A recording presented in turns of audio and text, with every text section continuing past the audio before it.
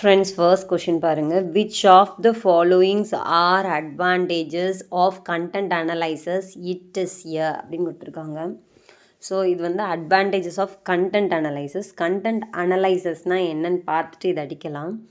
So content analysisனால் just நீங்கள் வந்து இப்போது ஒரு ரிசர்ச் பண்ணுறீங்கன்னா, ஆர்டிக்கிள் நீங்கள் பப்ளிஷ் பண்ணியிருக்கீங்கன்னா அந்த கண்டென்ட்டை செக் பண்ணுறது தான் எனது கண்டென்ட் அனலைசிஸ். ஓகே, ஸோ அப்போ it is a research tool. அது வந்து ஒரு ரிசர்ச் டூல் மாதிரி அப்போ அனலைசஸ் பண்ணுறாங்க. Technique that helps to analyse the actual content. இப்போ ஒரு ஆர்டிக்கிள் வந்து இருக்குதுன்னா அந்த ஆர்டிக்கிளை செக் பண்ணி பார்க்குறது. ஆர்டிக்கிள்னால் என்ன?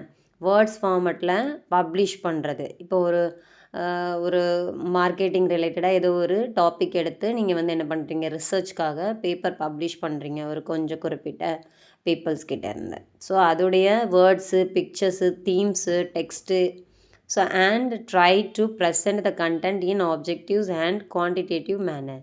குவான்டிடேட்டிவ்னா தியரி ஃபார்மெட்டில் இருக்கும். இப்போ வந்து கண்டென்ட் அனலைசஸோடைய லைன்ஸ் இருக்கு இல்லையா, அந்த மாதிரி இருக்கக்கூடியதை செக் பண்ணி வெரிஃபை பண்ணி பார்க்குறது தான் எனது. ஏதாவது எங்கேயாவது இருந்து காப்பி பண்ணியிருக்காங்களா, எங்கேயாவது இது இருந்து பண்ணியிருக்காங்களா.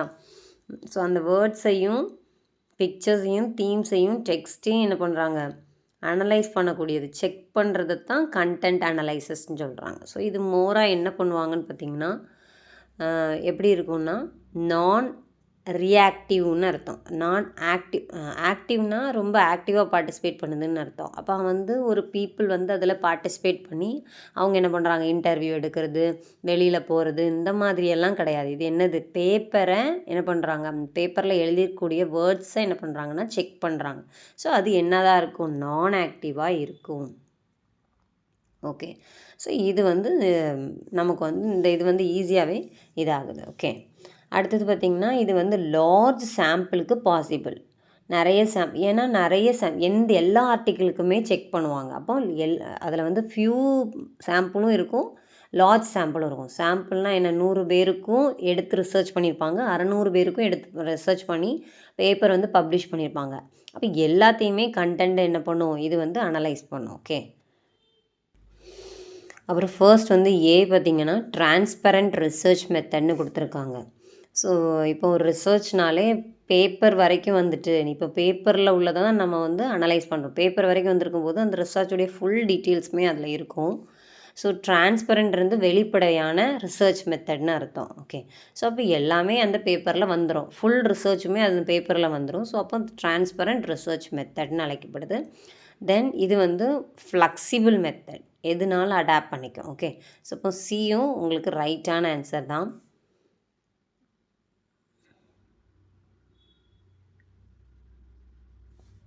So A, B and C. So answer பார்த்திங்கன்னா ஃபர்ஸ்ட் ஒன் வந்து ரைட் ஆன்சர். இது ரிலேட்டடாக இன்னொரு கொஸ்டின் நான் ஆட் பண்ணியிருக்கேன் பாருங்கள், அதுவும் உங்களுக்கு ஈஸியாக இருக்கும். Next question, which of the followings are positive futures of content அனலைசஸ்ன்னு கொடுத்துருக்காங்க. பாசிட்டிவ் ஃபியூச்சர் ஆஃப் கண்டென்ட் அனலைசஸ்னாலும் ஃபியூச்சர்ஸ் ஆஃப் கண்டென்ட் அனலைசஸ்னாலும் சேம் தான், சேம் டைப் தான், அதே கொஸ்டின் தான். இது எப்படி டிஃப்ரெண்ட்டாக வந்திருக்குன்னா, it does not need a sampling of கண்டென்ட்னு கொடுத்துருக்காங்க. ஃபஸ்ட் ஏல சாம்பிளிங்னால் எனது ரிசர்ச்சுக்கு 100 பேரோ 200 பேரோ இல்லைனா 60ஓ 50ஓ 600ஓ நீங்கள் வந்து கலெக்ட் பண்ணி தான் வந்து ரிசர்ச் பண்ணுவீங்க. அதே மாதிரி கண்டென்ட் அனலைசிஸில் நம்ம தியரிட்டிக்கலாக பண்ண இதாக இருந்தாலும், செகண்டரி டேட்டா கலெக்ட் பண்ணி பண்ணாலும் சரி, ப்ரைமரி டேட்டா கலெக்ட் பண்ணி பண்ணாலும் சரி, கம்பல்சரி கண்டென்ட் அனலைசிஸ்ன்றது வேர்ட்ஸு, டெக்ஸ்ட்டு இந்த ஃபார்மெட்டில் உள்ளதை நம்ம வந்து அனலைஸ் பண்ணுறதுக்காக யூஸ் பண்ணக்கூடியது. ஸோ அப்போ it does not need a sampling of contents அப்படின்றது கம்பல்சரி சாம்பிளிங் அதில் அடாப்ட் பண்ணி தான் பண்ணியிருப்பாங்க ரிசர்ச்சில். அந்த ரிசர்ச்சுக்கும் நம்ம கண்டென்ட் அனலைசிஸ் பண்ணியிருப்போம். ஸோ அப்போ ஏ ஆப்ஷன்ஸ் வந்து உங்களுக்கு வராது, டஸ் நாட் கேட்டிருக்கறனால. ஸோ அப்போ இந்த ரெண்டும் இதுவும் வராது, ஏபிசியும் ஏடிஇயும் வராது. நமக்கு வரக்கூடியது என்ன வரும், 2 அல்லது 3ல் வரலாம். அதில் 2லேயுமே சி இருக்குது.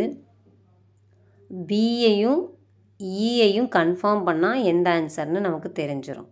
ஏன்னா பிசிடி இருக்குது, இங்கே வந்து டிசிஇ 2லேயுமே சியும் டியும் இருக்குது. பியும் இயையும் கன்ஃபார்ம் பண்ணால் போதும். ஆனால் ஆல்ரெடி நம்ம ஒரு கொஸ்டின்ஸ் வந்திருக்கு இல்லையா, பியையும் தென் இயையும் கன்ஃபார்ம் பண்ணால் போதும். Okay,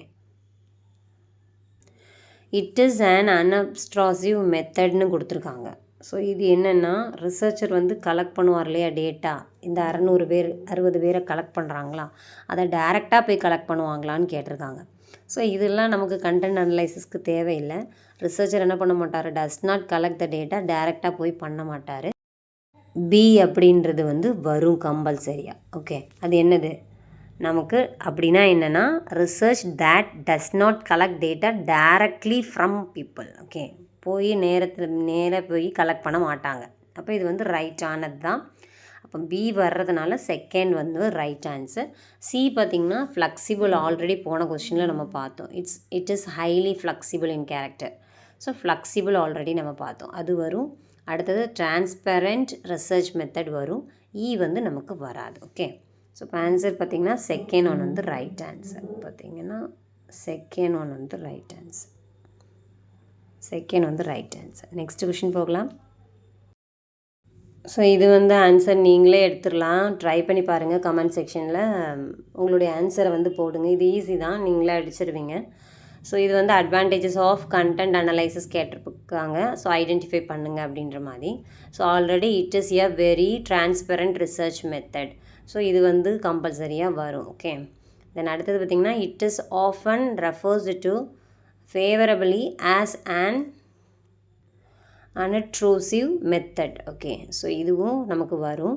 it is a highly flexible method. So இதுவும் வரும். ஸோ உங்களோட ஆன்சர் பார்த்தீங்கன்னா ஃபோர்த் ஒன் வந்து ரைட்டான ஆன்சர். ஏபி அண்ட் சி வந்து ரைட்டான ஆன்சர். ஓகே, நெக்ஸ்ட் கொஷின் போகலாம்.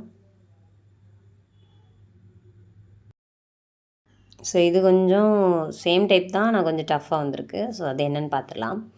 கிவன் பிலோ ஆர் டூ ஸ்டேட்மெண்ட்ஸ்னு கொடுத்து ஸ்டேட்மெண்ட் 1 and 2 கொடுத்துருக்காங்க. Content analysis is an approach to the analysis of documents and text. இது வரைக்கும் கரெக்டு தான். ஓகே, ஸோ கண்டென்ட் அனலைசஸ்ன்றது டாக்குமெண்ட்டையும் டெக்ஸ்ட்டையும் தான் என்ன பண்ணும், அனலைஸ் பண்ணும். That seeks to analyse them in qualitative டேர்ம்ஸ்னு. குவாலிட்டேட்டிவ்னா தான் என்னென்னா வேர்ட்ஸ் ஃபார்மேட்டில் இருக்கக்கூடிய டேம். ஓகே, ஸோ அப்போது அதையும் பண்ணும், குவான்டிடேட்டிவையும் பண்ணும், நியூமெரிக்கல் வேல்யூவில் உள்ளதையும் பண்ணும். அப்போ இது வந்து ஃபால்ஸான ஸ்டேட்மெண்ட். அடுத்தது பார்த்திங்கன்னா content analysis is a very transparent research method.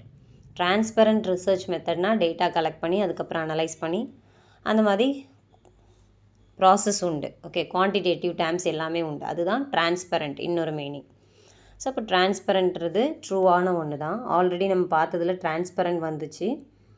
So அப்போது ஆன்சர் பார்த்திங்கன்னா ஃபர்ஸ்ட் ஒன் வந்து ஃபால்ஸு, செகண்ட் ஒன் வந்து ட்ரூ. ஓகே, ரைட் ஆன்சர் வந்து ஃபோர்த் ஒன் வந்து ரைட் ஆன்சர். ஸோ உங்களுக்கு ஈஸியாக அண்டர்ஸ்டாண்ட் ஆகிருக்கும்னு நினைக்கிறேன். இன்னொரு வீடியோவில் சந்திக்கலாம். நித்யா. ஃப்ரெண்ட்ஸ், நெக்ஸ்ட் கொஷின் பார்த்தீங்கன்னா கிவன் பிலோ ஆர் டூ ஸ்டேட்மெண்ட்ஸ்னு கொடுத்து ஸ்டேட்மெண்ட் 1 and 2 கொடுத்துருக்காங்க. In content analysis the researcher will code the text in terms of themes or subjectives. இப்போது நம்ம கண்டென்ட் அனலைசஸ்னால் நம்ம புக்கில் இருக்கக்கூடிய கண்டென்ட்டை அனலைஸ் பண்ணுறதுன்றது ஜஸ்ட் நீங்கள் மைண்டில் வச்சுக்கிட்டீங்க அப்படின்னா ஆல்ரெடி நம்ம பார்த்த கண்டென்ட்லேயே இது இருக்குது. ஸோ கண்டென்ட் அனலைசஸ்னால் என்ன, வேர்ட்ஸு, பிக்சர்ஸு, தீம்ஸு, தென் வந்து text and try to present the content in objective format. Okay, so இந்த மாதிரி தான் இருக்கும். தீம்ஸ் இதில் இருக்கிறதுனால ஃபர்ஸ்ட் ஸ்டேட்மெண்ட் என்னதாகுது, ட்ரூவாக இருக்குது. ஸோ இப்போ நார்மலாக நம்ம ஒரு புக்கு வச்சுருக்கோன்னா அதில் எப்படி வந்து கண்டென்ட் இல்லாமல் இருக்கும். ஸோ அதை அனலைஸ் பண்ணுறது தான் கண்டென்ட் அனலைசஸ். அப்போது இதில் வந்து என்ன இருக்கும், டெக்ஸ்ட் ஃபார்மேட்டில் இருக்கக்கூடிய கண்டென்ட்டை தான் நம்ம அனலைஸ் பண்ணுறோம். அப்போ தீமை தான், சப்ஜெக்டை தான் என்ன பண்ணணும், அனலைஸ் பண்ணணும். அதில் வந்து சப்ஜெக்ட் நாலேஜ் நம்மளுக்கு கெயின் ஆகாமல் எப்படி இருக்கும், ஒரு டாபிக் மார்க்கெட் ரிலேட்டிங் எடுத்திங்கன்னா அது ரிலேட்டடாக இருக்கும். ஸோ அப்போ ஃபர்ஸ்ட் வந்து ட்ரூவான ஆன்சர். ஓகே, இது ட்ரூ. தென் செகண்ட் பார்த்திங்கன்னா ஸ்டேட்மெண்ட் 2 வந்து the categorisation of content is normally done according to the phenomena of இன்ட்ரெஸ்ட்னு கொடுத்துருக்காங்க. இப்போது நம்ம ரிசர்ச் பண்ணாலே கொஷினர் ரெடி பண்ணுறது நம்மளே தான் பண்ணுவோம். அப்போது நம்மளுடைய இன்ட்ரெஸ்ட்டுக்கு ஏற்றாப்ப தான் நம்ம அந்த கொஷினரே ரெடி பண்ணுவோம். அப்போ ஆப்ஜெக்டிவ் அப்படின்றது நம்ம மெயினாக நம்ம தான் என்ன நோக்கத்துக்காக ஸ்டடி பண்ணுறோன்றதை கலெக்ட் பண்ணி நம்ம எடுப்போம். அது கொஷினரை வச்சு தான் ரெடி பண்ணுவோம். ஓகே, அப்போ கொஷினர்ன்றது செல்ஃபாகவே நம்ம ஒரு டாபிக் இன்ட்ரெஸ்ட்டாக செலக்ட் பண்ணி அது ரிலேட்டடாக தானே கொஷினர் வந்து நம்ம ரெடி பண்ணுவோம் இல்லையா? ஸோ அப்போ நம்மளுடைய இன்ட்ரெஸ்ட் மேலே தான் அந்த இதே க்ரியேட் ஆகும். அப்போ வந்து செகண்ட் ஒன்றும் என்னது தான் ரைட் ஆன்சர் தான்.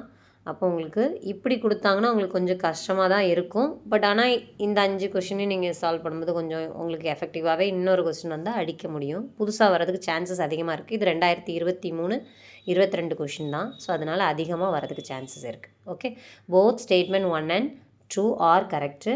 ஃபர்ஸ்ட் ஒன் வந்து ரைட்டான ஆன்சர். நெக்ஸ்ட் கொஷின் போவோம்.